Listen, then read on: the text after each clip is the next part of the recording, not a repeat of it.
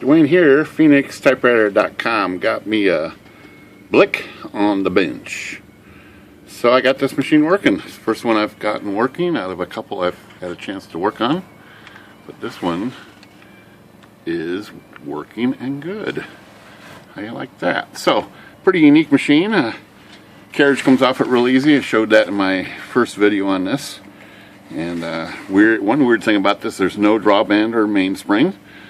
In fact, you can't push the carriage back like all typewriters. You have to release the carriage release here to move the carriage. When you use the return arm, it pushes that carriage release so you can move the arm like a carriage return. And then it spaces forward by a mechanical mechanism. There is no tension on the carriage, but it does space, and it's pretty cool. And it's old. 1908 is the year on this machine, and it uses a type ball like a selectric right here. Goes up and spins, so it's got different levels for figures and lowercase, and then it spins and turns, spins and turns. So let's put a paper in there, because I got this thing typing. Paper's weird where it goes in way under here.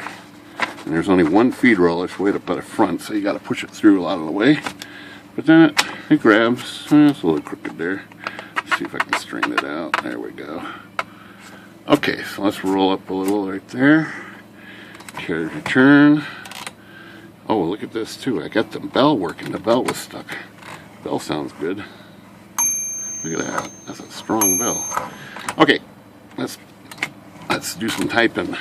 Now, the real problem with typing on this, the keyboard, look at this thing. It's no rhyme or reason. It is not a standardized keyboard. So we're going to try to do the best we can as quick as possible. So capital, now, okay, oh, jeez, now is, oh boy, I thought I remembered where these were, but I don't.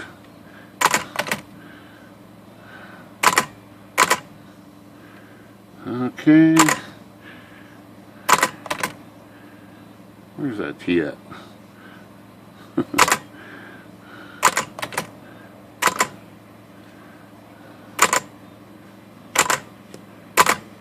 Okay. And it's not so easy to see in here where you're typing at. It's kind of blocked by the mechanism, but it's there. I'll move the carriage over here. You can see what I typed.